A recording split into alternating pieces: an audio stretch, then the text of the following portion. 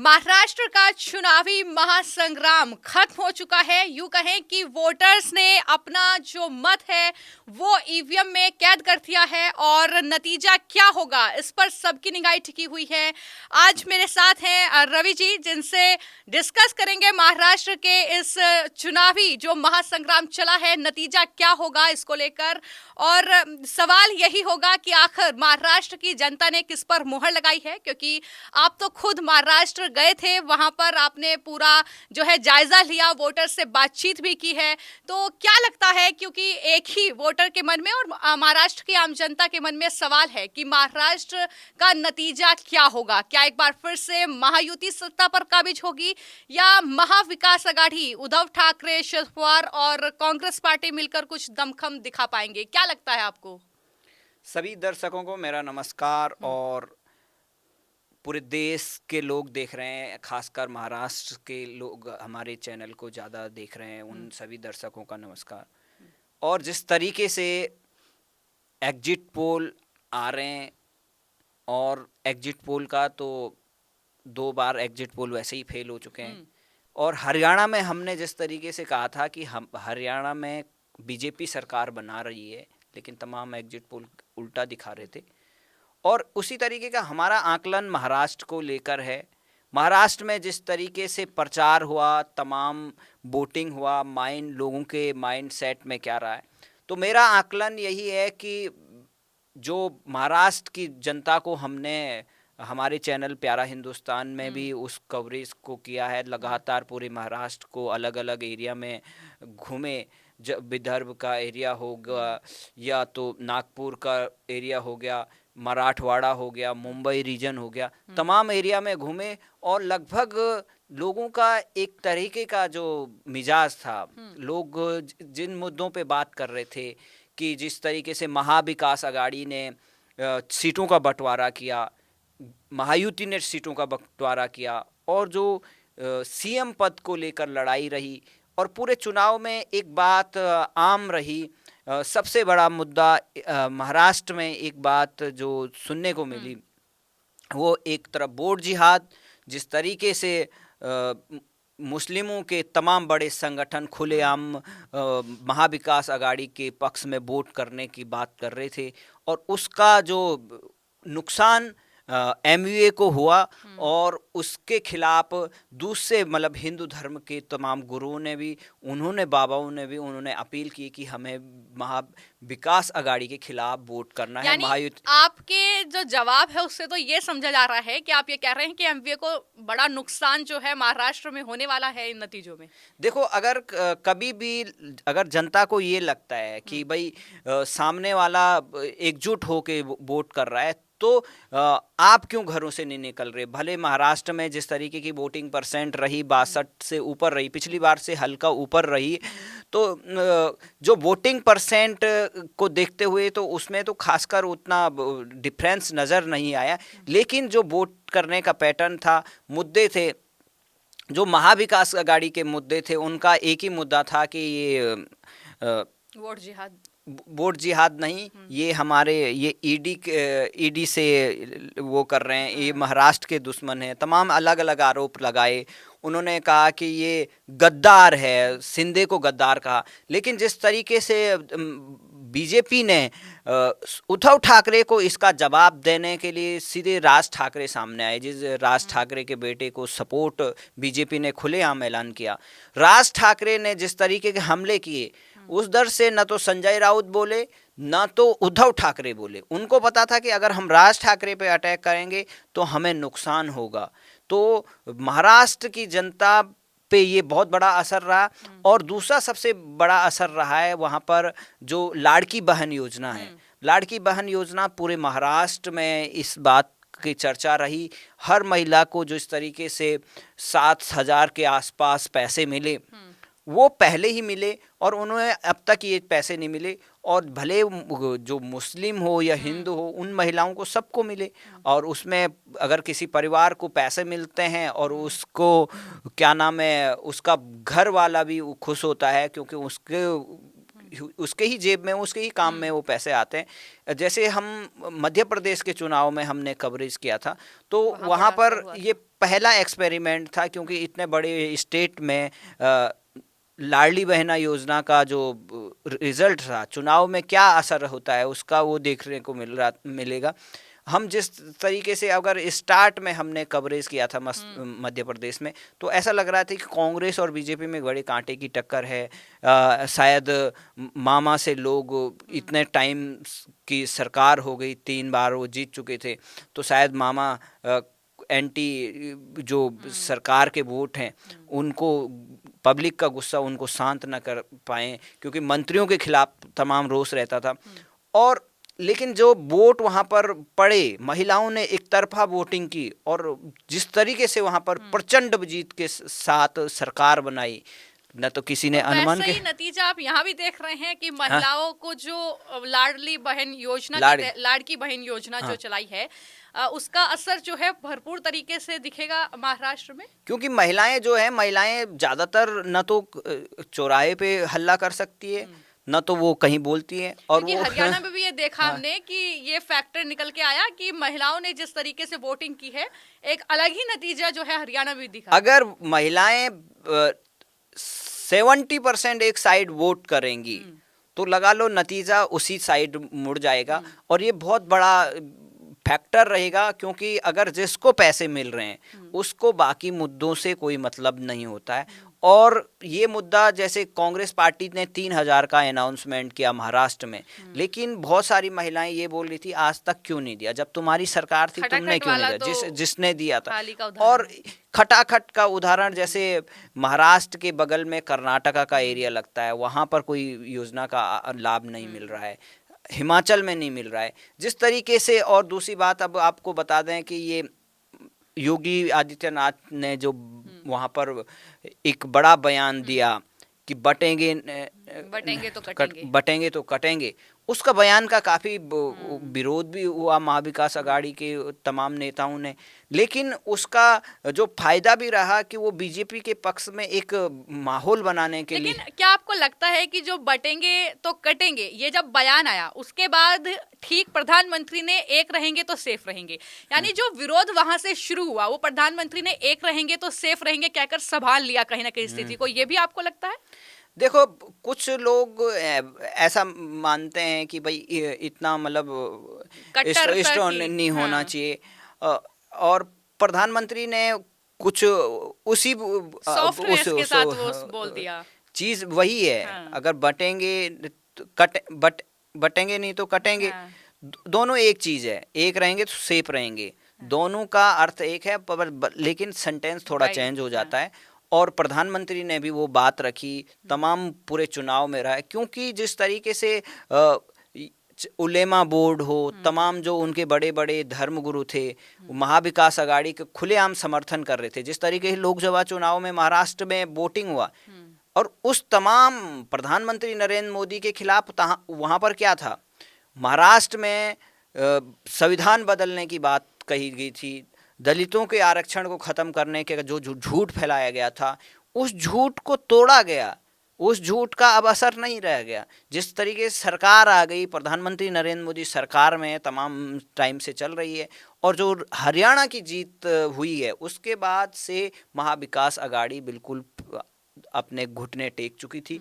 और नाना पटोले और संजय राउत तमाम इलेक्शन कमीशन पे आरोप लगा रहे थे, अब भी आरोप लगा रहे थे, लास्ट वोटिंग के समय तक भी वो यही आरोप लगा रहे थे कि ईवीएम में गड़बड़ी है, चुनाव में गड़बड़ियां हो रही है, मतदाता लिस्ट में नाम गायब है। यानी आरोप लगाने के बजाय अगर मेहनत की होती तो शायद नतीजा कुछ तो और निकल के आता। ये मुद्दे हैं। अभी आपको मैं ये बता दूं कि जैसे मनोज जरांगे पाटिल है, उन्होंने मराठा आंदोलन इतना बड़ा किया, लेकिन लास्ट में उन्होंने क्या किया कि अपने उम्मीदवारों को ऐलान कर दिया, बाद में खुद ही वापस ले लिया, क्योंकि उनको लगता है कि अगर यहाँ पर बीजेपी और ये गठबंधन जीतता है, अगर वो उनके कैंडिडेट हारते हैं तो उनकी फ्यूचर की जो पॉलिटिक्स है, जो आंदोलन का ड्रामा है, जो जिस तरीके से वो शरद पवार और कांग्रेस की कठपुतली बने हुए हैं, उसका वो फायदा नहीं मिल पाएगा। अच्छा, यहाँ पर आप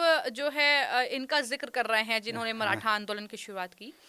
यहाँ सवाल एक और आता है कि जो महाराष्ट्र में जो अन्य राजनीतिक दल चुनाव लड़ रहे थे, जैसे मान लो ओवैसी की बात हम हाँ। कर लें और वंचित अगाड़ी की बात कर लें और सब समाजवादी। हाँ पार्टी की, क्या रोल इनका रहने वाला है? आपको क्या लगता है नतीजों में? क्योंकि महाराष्ट्र का मुकाबला वैसे लिटमस टेस्ट की तरह एक तरीके से ये देखा जा रहा है कई पार्टियों के लिए। देखो, महाराष्ट्र में जो महाविकास अघाड़ी के हैं, तमाम महाविकास अघाड़ी में काफ़ी फूट थी, उनके अनुसार टिकटें बंटवारा नहीं हुई।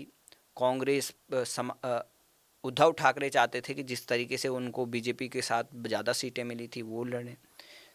उद्धव ठाकरे नाराज़ थे सीट बंटवारे को लेकर, और कांग्रेस पार्टी भी नाराज़ थी। राहुल गांधी सभा छोड़ के चले गए थे, 20 बैठक छोड़ के। वो चाहते थे कि उद्धव ठाकरे को इतना सीट ना दिया जाए, क्योंकि उद्धव ठाकरे पर ये आरोप लगाते हैं कांग्रेस वाले कि जब ये मुख्यमंत्री थे तब एकनाथ शिंदे को बचा नहीं पाए, और अगर इनको इतनी सीटें दे रहे हैं, अगर आपको बात करेंगे कि उद्धव ठाकरे की है, वो 89 करीबन सीटों पर चुनाव लड़ रहे हैं, उनका वोट बैंक कौन सा है? उनका वोट बैंक सिर्फ और सिर्फ, ज़्यादातर मैंने देखा है, एक मुस्लिम वोट बैंक है। मुस्लिम धर्म के लोगों ने उनको खुलेआम अच्छा सीएम और बाला साहब ठाकरे से अच्छा नेता माना, और वो कांग्रेस से ज़्यादा उद्धव ठाकरे को चाहते थे। तो मतलब यहाँ पर शरद पवार और कांग्रेस का ही वोट बैंक उसको है।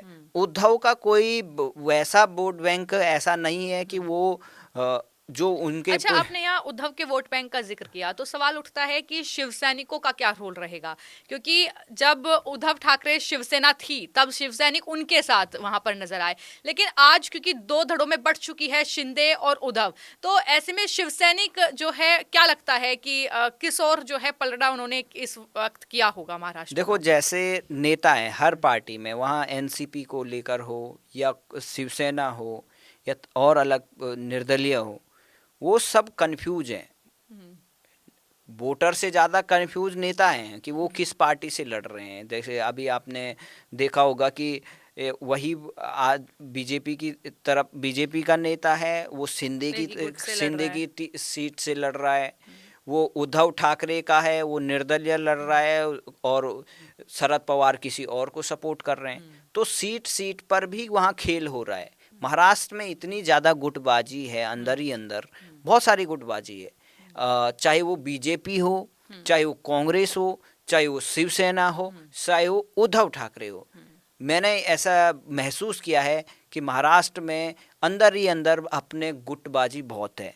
तो इस गुटबाजी में कौन जीतता है इसका भी अंदाज़ा एक तरफा लगाना मुश्किल है, लेकिन जो मेन फैक्टर होता है कि चुनाव का जो मुख मोड़ देता है, या चुनाव की जनता किन दो मुद्दों को पकड़ लेती है कि भाई हमें चलो कुछ नहीं मिला। लोग बोलते हैं कि सभी राजनीतिक पार्टियां एक जैसे होती हैं, सभी नेता चोर होते हैं, मोस्टली कॉमन ये बात होती है, कोई काम हमारा तो करता नहीं है।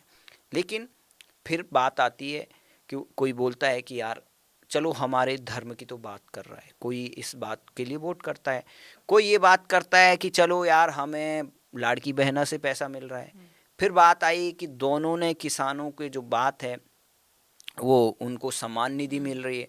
कुछ लोग इस बात से खुश हैं कि उनका कर्जा माफ़ी हो जाएगा, वो जो बीजेपी ने अनाउंसमेंट किया है। तो तमाम अलग अलग फैक्टर हैं, और उसमें बड़ा फैक्टर लाड़की बहन योजना है। और जिस तरीके से उद्धव ठाकरे खुलेआम बाला साहब ठाकरे के विचारों के साथ उनके खिलाफ जा रहे हैं, तो मुझे नहीं लगता है कि ये चीज़ें उनको फ़ायदा करेगी, नुकसान कर सकती है, काफ़ी बड़ा नुकसान कर सकती है। देखो, अब जब रिजल्ट आएगा, ईवीएम खुलेंगे, तब पता चलेगा कि यहाँ पर कितना असर ये जिन चीज़ों की अपीलें की गई, जो बड़े बड़े संगठन और धर्मगुरु अलग अलग तरफ से ऐलान कर रहे हैं, उनका कितना असर होगा। क्योंकि अगर जहाँ पर इस तरीके की खुलेआम बातें हो रही हैं तो वहाँ पे मुद्दा नहीं होता है। जहाँ पे हमने देखा कि जो बीजेपी के खिलाफ वोट कर रहे हैं, अगर उनके उलेमा ने उनके खिलाफ बोल रहे हैं तो अब बोल रहे हैं सारी स्कीमें मिली, लेकिन वो उनको उनसे लेना देना है नहीं, उनको विकास से कोई लेना देना नहीं है, उनको रोड से लेना देना नहीं है, तो उस साइड से वोट बिल्कुल माइनस है। और जो चाहते हैं कि असली में विकास हो या काम होना चाहते हैं तो वो चीज़ें हैं। और अच्छा, यहाँ पर एक और मेरा सवाल होगा, 2019 का जो रिजल्ट था महाराष्ट्र का, उसमें बीजेपी जो है सबसे बड़ी पार्टी बनकर उभरी थी। तो इस चुनाव नतीजे में आपको क्या लगता है कि एक बार फिर से जो है बीजेपी एक बड़ी पार्टी बनकर उभरेगी, या जिस तरीके से उसके बाद तो शिवसेना भी दो धड़ों में बंट चुकी है, एनसीपी भी 2 गुटों में बंट चुकी है, तो यह आंकड़े में फेरबदल जो है वो देखने को मिल सकता है, क्या लगता है? देखो, बीजेपी अभी 100-150 के आसपास सीटों पर चुनाव लड़ रही है। पिछली बार 105 सीटें जीती थी, और शिवसेना उद्धव ठाकरे की जो 56 सीटें जीती थी, और अजीत पवार एनसीपी 54 सीटें, और कांग्रेस 42 सीटें थी। कांग्रेस जो 42 सीटें जीती है, वो जो सबसे मतलब लगा लो सबसे कम सीटें जीती थी, वो सबसे ज़्यादा सीटों पे चुनाव लड़ रही है इस बार। हाँ। महाविकास आघाड़ी की तरफ से। वो किस लिए? क्योंकि उसको लोकसभा में ज़्यादा सीटें मिल गई, इसलिए उसको सीटें ज़्यादा दे रहे हैं। क्यों दे रहे हैं? क्योंकि वहाँ पे उन्होंने झूठ फैलाया। तो क्या लगता है कि कांग्रेस पार्टी के जो बड़े तमाम नेता हैं वो तो बीजेपी ज्वाइन कर चुके हैं। महाराष्ट्र में जितने कांग्रेस के बहुत सारे जो विधायक थे वो बगावत कर चुके हैं। तो कांग्रेस पार्टी और उद्धव ठाकरे 2 ऐसे फैक्टर हैं उसमें जो कमज़ोर कड़ी हैं। इनकी जो सीटें हैं इनमें सबसे ज़्यादा सीटें कम होंगी कांग्रेस और उद्धव ठाकरे में। और मुझे लगता है कि शरद पवार का एक स्ट्रॉन्ग वोट बैंक है। शरद पवार के साथ जो रहते हैं वो उन्हीं के साथ रहते हैं। और मुझे लगता है कि 2 वहाँ पर कड़ियाँ कमज़ोर हैं, उद्धव ठाकरे और कांग्रेस। तो उनकी सीटों में काफ़ी नुकसान हो सकता है। जैसे पिछली बार 56 सीटें जीते थे, अब उनको 89 करीबन सीटों पे अगर सीटें दे रखें तो मुझे लगता है कि वो 20 सीटें भी मुश्किल से जीत पाएंगे। तो लगातार इतना बड़ा गैप अगर आता है तो ये नुकसान किसको है? महाविकास आघाड़ी को है। और कांग्रेस को भी काफ़ी मुझे लगता है कि 70% सीटों का नुकसान हो सकता है। जितनी सीटें लड़ रही हार सकती है वो। अच्छा, एक और सवाल उठेगा, वो ये कि जब 2019 का फिर वही नतीजे की बात करेंगे, उसके बाद बहुत ज़्यादा सियासी उठापटक जो है महाराष्ट्र में देखने को मिली थी। तो आपको क्या लगता है कि इस बार भी कुछ ऐसा ही नतीजे की उम्मीद है, या नतीजा एक तरफा ही होने वाला है? क्योंकि उद्धव खेल कर सकते हैं, उद्धव हो सकता है कि उधर उधर चले जाएं, क्योंकि इस तरीके की खबरें भी हमने देखी थी। तो क्या लगता है कि एक तरफा होगा नतीजा या कुछ उलटफेर होगा नतीजों में? देखो, अगर लाड़की बहन योजना और एक रहेंगे सेफ रहेंगे, दोनों तरफ असर करता है। दोनों तरफ एक तरफ वो हो गया, स्वीप हो गया कि एक तरफा वोटिंग हो रही है, तो ऐसा लगता है कि अगर जिसको जीतना होगा 150 से 200 सीटें भी जीत सकती है, चाहे महायुति हो चाहे महाविकास आघाड़ी हो, अगर इस तरीके का हो। क्योंकि महाविकास आघाड़ी का जीतने का कारण, हारने का कारण सबसे बड़ा ये है कि वो तो वहाँ एकजुटता नहीं थी।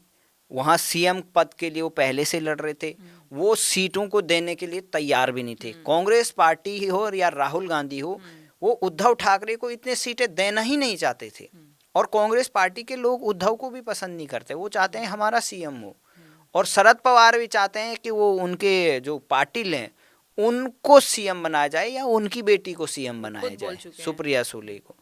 तो आप कैसे लगा सकते हैं कि ये अपने उनको जिताएंगे? अब यहाँ बात आती है कि जिस तरीके से पिछली बार दोनों सीटें दोनों पार्टियां एनसीपी भी लड़ी और शिवसेना भी, बाद में दोनों टूट गई।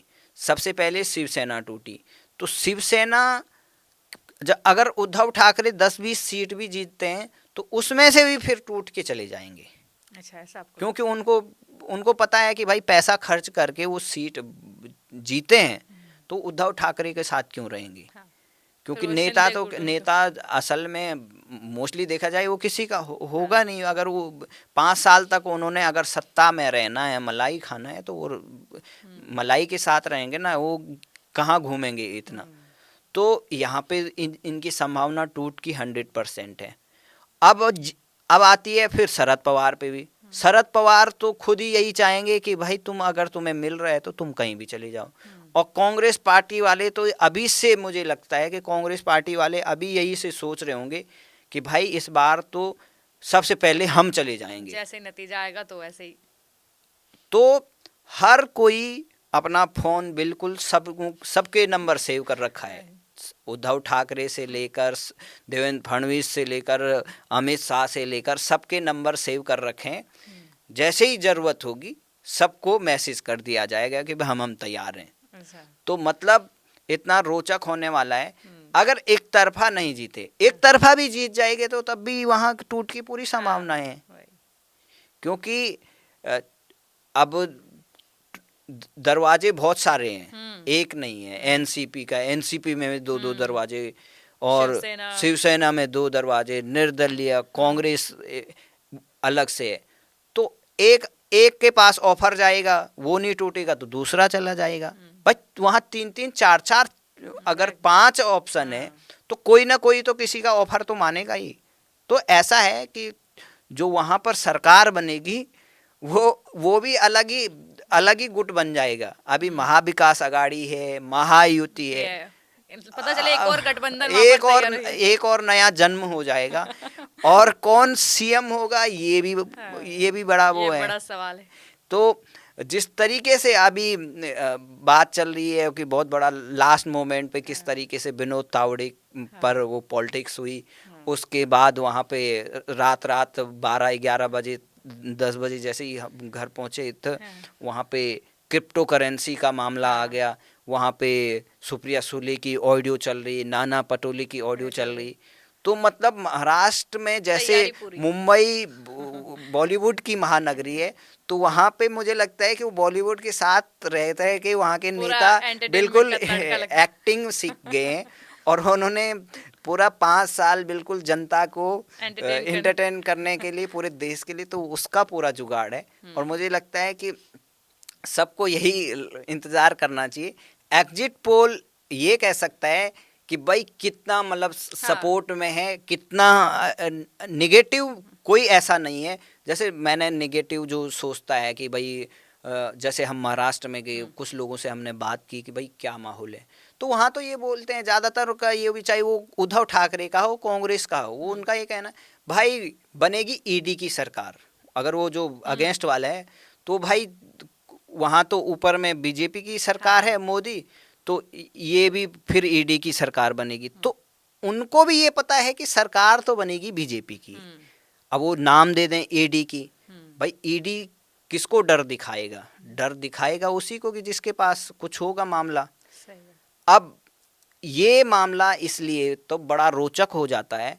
तो अब एग्जिट पोल जिस तरीके से तमाम अलग अलग अपने अनुमान दिखा रहे हैं, जैसे एक्सिस माई इंडिया है, उसे पता है कि उसकी इतनी गंदी बेइज्जती हो चुकी है, तब भी एग्जिट पोल दिखाए जा रहा है, सारे चैनल दिखाए जा रहे हैं, सब अलग अलग बता रहे हैं कि ये जीत रहा है, वो जीत रहा है। तो कुल मिलाकर यही है कि जैसे राज ठाकरे खुलेआम बीजेपी के देवेंद्र फडणवीस के समर्थन में आ गए कि वो नए सीएम बनेंगे, और तमाम अलग अलग जिस तरीके से, तो पॉलिटिक्स बड़ी खतरनाक हुई है। और जिस तरीके से जो वोट जिहाद साइलेंट लोकसभा में था वो खुल के सामने आया और उसका इम्पैक्ट अगेंस्ट में हुआ। और देखते हैं कि योजनाएं, क्योंकि सिंधे के खिलाफ कोई ऐसा मामला नहीं बना, सिंधे के खिलाफ जैसे हरियाणा में था कि सैनी के खिलाफ कोई ऐसा मामला नहीं था। उद्धव ठाकरे के खिलाफ तमाम इस तरीके के आरोप हैं कि ये घर पे फेसबुक लाइव वाले सीएम हैं, ये इस तरीके से तमाम, मतलब उद्धव ठाकरे बहुत बड़बोले टाइप के हैं, उल्टा सीधा बोल देते हैं, तो वो चीज़ें जनता उनको पसंद नहीं करती है। बाला साहब ठाकरे इसलिए बोलते थे या वो उनकी बातों को लोग इतने गंभीरता से इसलिए लेते थे क्योंकि वो कभी उन्होंने सत्ता का सुख नहीं भोगा, मतलब वो उन्होंने गद्दी पे नहीं बैठे, उन्होंने किसी और को बैठाया, भले उन्होंने जोशी को बैठाया या किसी अन्य को यानी जो सपोर्ट आज की किया, राजनीति चल रही है उससे बिल्कुल हटके उन्होंने राजनीति की है। तो इसलिए उनकी बातों का वैल्यू था। तो उद्धव ठाकरे कुछ समय पहले कांग्रेस के खिलाफ बोलते थे, अब वो उन्हीं की गोद में बैठ गए। तो महाराष्ट्र का जो नतीजा होगा वो काफ़ी रोचक होगा, और बीजेपी और उनके खिलाफ वो माहौल नहीं है, क्योंकि जो लोकसभा के टाइम पे था कि जो बीजेपी के खिलाफ वो संविधान की बात को लेकर फिर भी 1% से भी कम वोटों का अंतर था।